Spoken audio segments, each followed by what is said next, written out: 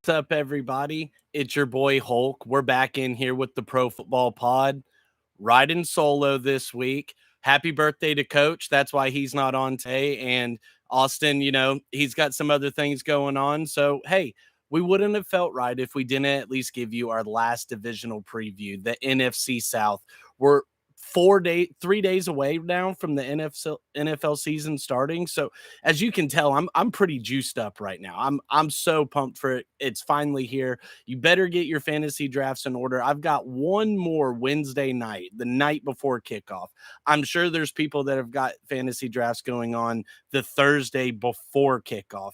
Heck, there's going to be people that draft after Thursday, and that's okay. You still get the points from the guys that played the night before. So I mean, we're here. We've done it. We've made it. So let's go ahead and dive right into it. This week, NFC South. So we've got the Bucks, we've got the Saints, we've got the Panthers, and we've got the Falcons for you.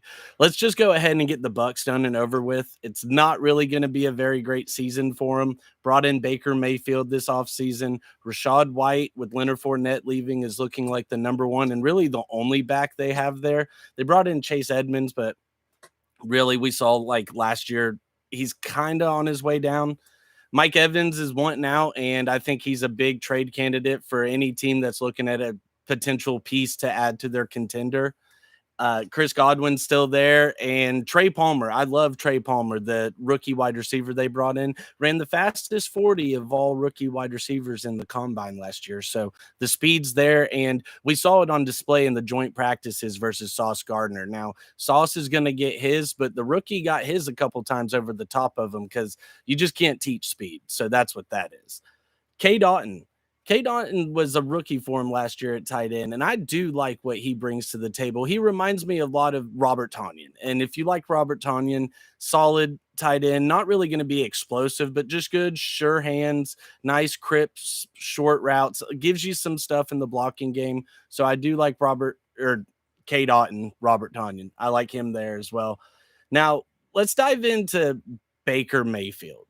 So, I mean, I don't really see Baker as having, a resurgent season. I think to this point, what you've seen of Baker is pretty much what you're going to get. So, really, with the Bucks this year, Baker to me is that bridge guy. He's the veteran to try to hold the ship a little steady, try to stay competitive throughout the season. But all in all, the Bucks may win 4 to 5 games this year, and that's only because the division is kind of weak. But I really see this division being a little competitive as well, and by far, I think the Bucks are on the bottom of that. So sorry to say it there, fantasy wise, because that is the premise of what we're giving you here. Fantasy wise, Mike Evans and Chris Godwin are always going to be, the top dudes that you're looking at, and rightfully so. They're really the only targets they have there on the outside. But don't sleep on Rashad White this year. On a team that's going to be playing from behind a lot, Rashad White in PPR gives a lot of value to you, especially with those short dump offs out of the backfield. Now, you've got to worry about Baker and his gunslinger mentality and hoping he's not just going to try to rip the ball down the field too much there.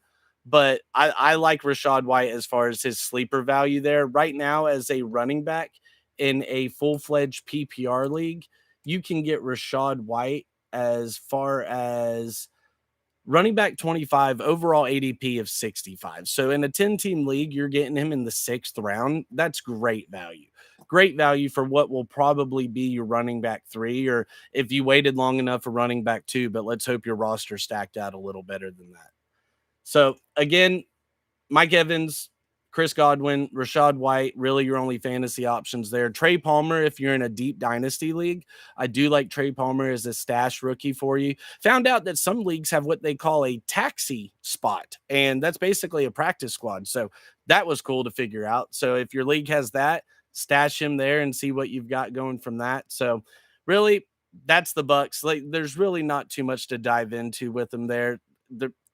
You're just hoping for survive the season, show some flashes. If anything, I'm kind of hoping Baker shows what Baker shows and Kyle Trask gets a little nod. He sat behind Brady for a few years. Give Kyle Trask the chance and show, he's got a strong arm, and he showed a little bit of flashes at Florida, but I mean, what else do you have to lose? Like, let's just be honest there. So there's the Bucks. Now let's go ahead and move on to the Panthers here. Panthers, obviously, the story of, one of the biggest stories of the offseason here, getting Bryce Young, moving up in the draft to get Bryce Young. And that was a big move. That was a splashy move. Frank Reich came in, new head coach, needed to really add a jolt to this team to where he sees an opening in this division with Brady gone, and go ahead and start building it up for the future. You've got Andy Dalton there as your backup right now to help you out and mold the young vet or the young rookie quarterback in there. And Bryce, from everything that comes out, Bryce's mentality is that of, I don't want to compare him to Tua anymore, but Joe Burrow, he's got that coolness about him to where he's never flustered. He's never just completely overwhelmed by what's happening. And even with his short stature, I mean, like he said, he's been that size his whole life pretty much. He's always been the smaller guy. He's always been discounted, and every stage of his career so far, he's overperformed by a mile. So I don't want to say that off the rip, Bryce Young is going to come in and just absolutely tear it up, because with guys of his size, of him, Kyler Murray, Tua, Baker's not very big. Like, it's to this point to where you really just kind of have to see it to believe it. And you just kind of hope that, they're going to give you that accuracy and that quick processing ability, because that's really where Bryce's strong suits are. They brought in Miles Sanders in the offseason as well to take over in the backfield there. Adam Thielen also got brought over in the offseason, as well did DJ Chark Jr., and they drafted Jonathan Mingo out of Ole Miss. So, whole new offense for the Panthers here. And honestly, I love what they did. I love bringing in Thielen. No, he's not a game breaker, but he never has been. He's just that sure-handed, that steady vet that you need, and he's just going to give you what you need as far as that wide receiver room. Laviska Shenault is still pretty young. DJ Chark is still pretty young. Jonathan Mingo is obviously young. So you need that guy to help steer those rookies and those young guys and just show them how to be a vet. You know what I mean? So that's really the main thing that you're looking for there. Fantasy-wise, a lot of people have been hating on Miles Sanders, and that's because he's going from Philly over to the Panthers now. And so yes, the offensive line, obviously it's going to take a setback and it's going to hurt them a little. But I mean, Miles Sanders, he's got skills. Like, I still think he can give you 1,000 yards. I think hopefully here with the Panthers, I'm hoping that they give him a little more of action out of the backfield than what he was getting in Philadelphia. And that's just because Philadelphia had a stable of guys that they were just trying to run constantly. DJ Chark, he's got speed to absolutely take the top off. And for him, after Jacksonville and then going to Detroit, it's really just, can this guy put the skill set together? You saw it coming out of LSU. Like, talent-wise, he's got it. It's just, can he stay healthy? Can he stay on the field? And can he put it all together for a season for you? I love Jonathan Mingo. Absolutely love Jonathan Mingo coming out. It reminds me a lot of A.J. Brown, just body-wise, play style-wise, the way that he's able to break tackles and keep his balance. Love Jonathan Mingo. Hayden Hurst came in and got paid right off the top. And, he had the one couple good years in Cincinnati, didn't really do much in Atlanta, where he was drafted, but looked good in Cincinnati last year. And he's one of those to where, as a rookie quarterback, you want a solid running game, which I think is what they're kind of building here for him. And you want a sure-handed tight end and sure-handed pass catchers, which is what you're getting with Thielen and Hayden Hurst. So for me, I love what the Panthers have done. I don't know what it'll correlate as far as to this season. You've got a rookie quarterback. You've got not a rookie head coach, but it is his first year here with this new squad. So I see them finishing third in the division. That's just my personal opinion on that. But I just like what the other two teams in the division have done this year to this point. So for me, the Panthers, it's one of those, again, I don't think they're going to have a terrible year. I could see 7, maybe 8 wins as a ceiling for them this year, just because, again, terrible division, but they run a solid defense and they run a solid running game. And if they stick to that this year and they open up that play action pass with Bryce Young, I think they're that team that's going to keep a lot of games close with other better teams that come in thinking, oh, it's the Panthers. We got this. Let's just roll out of here with a victory. And I don't think that's going to be the case week to week. So there's the Panthers. Next up, we're going to go ahead and take the Saints for you here. Let's get them pulled up. Saints, obviously, big news for them coming into the year. They brought in Derek Carr. People can shit on Derek Carr all they want. I don't hate the guy. Like, I think he throws actually a really beautiful ball. I think he's one of those to where he does seem to not necessarily, get too hyped up in the moment, but he does seem like a little wiry, a little jittery at times to where he just wants to make that big play. Like, he just wants to fit the ball into a tight window to where it necessarily probably shouldn't go. And for me, he had a great season 2 years ago. His second season in the league before he got hurt, he was talked about for a potential MVP candidate. So I don't think all of that just goes away because he had one bad year. I think a lot of that deals with the stuff with Josh McDaniels going on, the stuff with the whole offense and just not really being able to click at the times they needed to click. I do feel like they leaned on Devontae Adams a little too much to where they weren't able to spread out that offense the way they needed to. DJ Waller getting hurt last year obviously cut into that a little bit and only playing about 10 games or so because that's a big target for you. That's somebody to take the pressure off of Devontae and doesn't allow that safety to just creep over to Devontae's side every time. So for me, matter of giving Derek Carr the benefit of the doubt. I think Derek Carr is going to come in and have a little bit of a rebound this year. I like the Saints. They brought in Jamal Williams.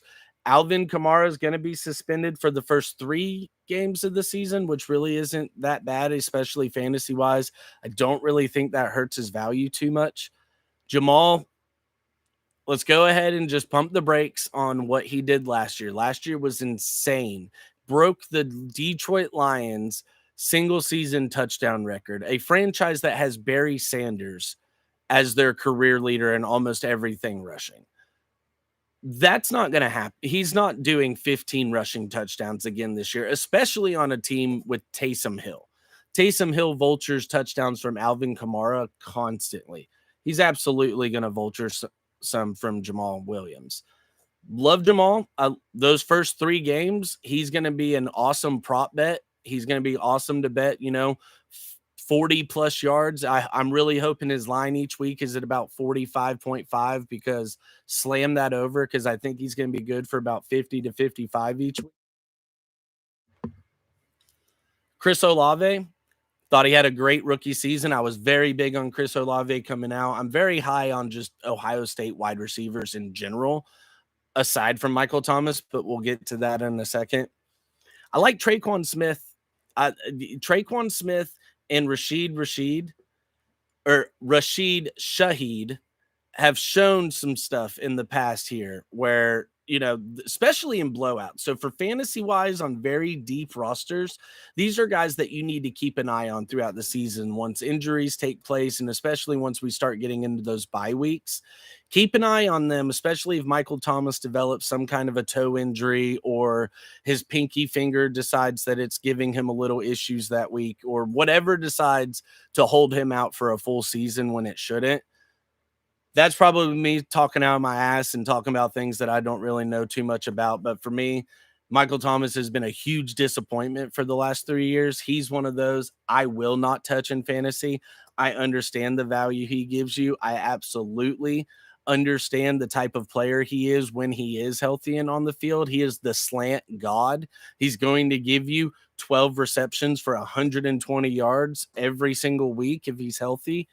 But I need to see it. I need a full season out of you there. Until then, maybe look at a guy like A.T. Perry, the rookie that they brought in this year, and just see what he's got for you. Because other than that, Chris Olave is the only receiver I'd want for them. And he's the where he's going right now, you can get him about the third or fourth round as far as wide receivers go for you. So I think that's about typical value where he's going. He's wide receiver two as far as a fantasy roster goes, but I think you don't be shocked at the end of the year if he's wide receiver one for you. As far as the season goes, I do think the Saints will scare some teams and make a push for the wild card towards the end of the season. Honestly, it all comes down to Derek Carr, because Jameis Winston, as much as everybody wants to hype him up and try to drive that Jameis train just because of the joke behind it, nobody's actually serious. Jameis has had his chance. They wouldn't have brought in Derek Carr if Jameis was actually the guy. So it's all riding on Derek Carr. I hope he has a bounce back season. I think he will have a bounce back season. Apparently, I can't talk correctly, so maybe we need to get Derek Carr on here if this doesn't work out for him and see what he can do about replacing this guy. So, Saints, we got them. I personally think they should win the division, but for me, for my money, the last team that we're talking about tonight, the Atlanta Falcons, that is who I think is going to win the division this year. They had 15 games last year, 15 games where they ended the game within one score, whether it was a win or a loss. 15 games. That's playing a lot of games very close, right up to the end for every game. They're making every team nervous. They were one of the best teams last year as far as covering the spread. Them as an underdog to cover the spread was one of the best bets you can make last year for the first 10 to 12 weeks. It was awesome. Absolutely love the Falcons. And to me, they only got better this offseason. They didn't get worse in any kind of way at all.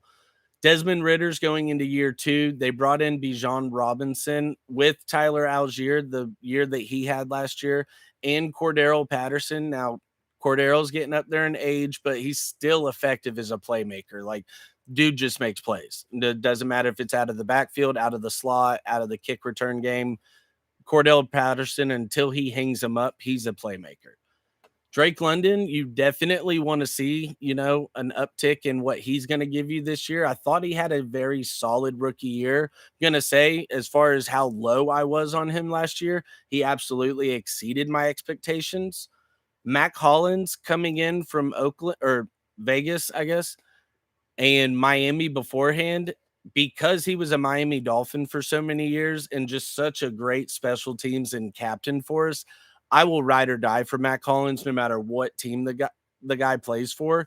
He is an absolute stud of an athlete. And if you had to build what a wide receiver or just a football player looked like in a lab, you would build Matt Collins. The dude is chiseled from head to toe. His pinky muscles have muscles. His toes have toes on top of toes that have muscles. Like, this dude jacked out, ripped out, and he makes plays in the game. Like, he is one of those guys. He's not afraid to go up for the jump ball. He's not afraid to come across the field and lay that lead block out. He is an absolute team guy. The fans always love him no matter where he goes. And he's one of those two for me, especially with Drake London not having like just game-breaking athletic talent. Matt Collins is another guy to where if you're, deep roster leagues, if you're in 12-team leagues here, I'd stash him on the roster, because I think you're going to see at some point, especially in the red zone, he's one of those dudes that are going to become really effective for you down the stretch. Don't be shocked to see him end this year with about 800 yards and 8 touchdowns. I'm all on the Matt Collins train this year. To you there. Now, Kyle Pitts had an upgraded second year after a very disappointed rookie season in which the man only scored 1 touchdown his whole rookie year. Didn't even do it in the United States. He did it in the London game versus the Jets. So the man, his whole rookie year, did not score 1 single touchdown in America at all, which is just absolutely insane and astonishing. So there's that in itself. He's got so much athletic ability. There's a reason he's the highest drafted tight end ever. The guy went number 3 overall. The guy was going top 10 in most fantasy drafts as a rookie, and that's in regular redraft leagues, not even in dynasty leagues. So everybody's begging for it. I've drafted him in a league already, and as my tight end one, I drafted him decently high because if it is the year that it's going to click for him, I want to be part of that. I mean, last year upgraded from only played in 10 games his rookie year. So that's a little asterisk on it as well. But 110 targets, 68 receptions, 1,000 yards, 1 touchdown. So 3 touchdowns in 2 years. That's the problem. And that's the issue with Kyle Pitts is why is he not getting more looks in the red zone with his athletic, freakish ability? What's happening in the red zone down there? I know the Falcons have, with Arthur Smith, have got to where they lean on the run a lot more. I know Desmond Ridder loves throwing these jump balls to Drake London and what could be Matt Collins this year. But if you have a tight end or just any kind of playmaker like Kyle Pitts, you absolutely have to target him in the red zone this year. I'm hoping to see an explosion out of him this year. I'm wanting to see at least 80 catches, 1,200 yards, and that touchdown total, bro. We got to get that up to at least 7. Those are rookie numbers, you know. Matthew McConaughey, you got to pump those up. You know what I'm saying? We got to get that. Come on now, we got to get that up. So I love the Falcons this year. I'm all in on the Falcons for how they were able to keep every game so close last year, and just specifically, like I said, they completely got better this season, especially on the defensive side of the ball. Now, I know this is fantasy, but hey, if you're drafting team defense, this is still, this squad they've got some playmakers. They brought in Jeff Okudah.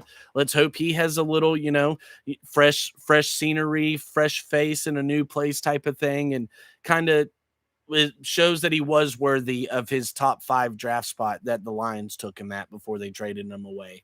AJ Terrell has become one of the top 7 to 10 cornerbacks in the entire league. Dude is just absolute shutdown. Richie Grant has shown absolute playmaking ability back there for him. And then they brought in Jesse Bates to play the free safety. And I love that move. Number one, because it hurts the Bengals in the AFC. So it just takes that away from them. But also Jesse Bates is a hell of a backfield captain, hell of a playmaker back there for you. And honestly, like one of the prototypical free safeties as far as just roaming back there, managing his defensive backs, getting them all in the right spots. And dude, this whole defense brought in Calais Campbell. I mean, they upgraded everywhere, and I absolutely love what I see out of them. So for me, I think the Falcons take the NFC South this year. And I mean, like I said, the Saints could probably make a push for them, and I wouldn't be shocked because the Saints are just that veteran squad that's just always nasty every year, unless, you go back to the days they were the Aints. But with this division just being so weak, the Panthers having a rookie QB that they're going to have to lean on, the Buccaneers having trash cans everywhere aside from Chris Godwin and Mike Evans, I think this is the year that the Falcons, try to see a little bit of a come up, and that's who I think takes it. We're going to hit you Friday with a week 1 preview for you. We're going to be coming at you every week now with 2 episodes. We're going to hit you on Mondays with our fantasy review and our week review for the week that was. And Friday, you'll get a preview for the week that is coming.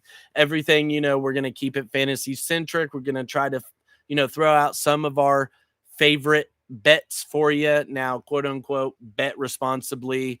Do all of that stuff. Our bets are not actually what you should do. I'm not even confident on half of the bets I make. I make them and just kind of pray. I don't even really like watching the games that I bet on because it just stresses me out, and I don't think my heart can take it. So we appreciate you guys. TulsiRoseTea.com. Go hit that up for all your tea needs. The fall's coming around. I believe they got some cinnamon spice and some pumpkin spice and everything nice in there for you. So we've got that. Be sure to hit the subscribe button, hit the like button, and hit those notifications. That way, when we do go live like this for you, we're here for you. You're here for us. We can interact. We can talk in the chat here. I appreciate you guys coming and hanging out with me solo this week. You'll get the full barn in here on Friday for you. Love everybody. Y'all have a great rest of your week. We got football on Thursday. Yeah!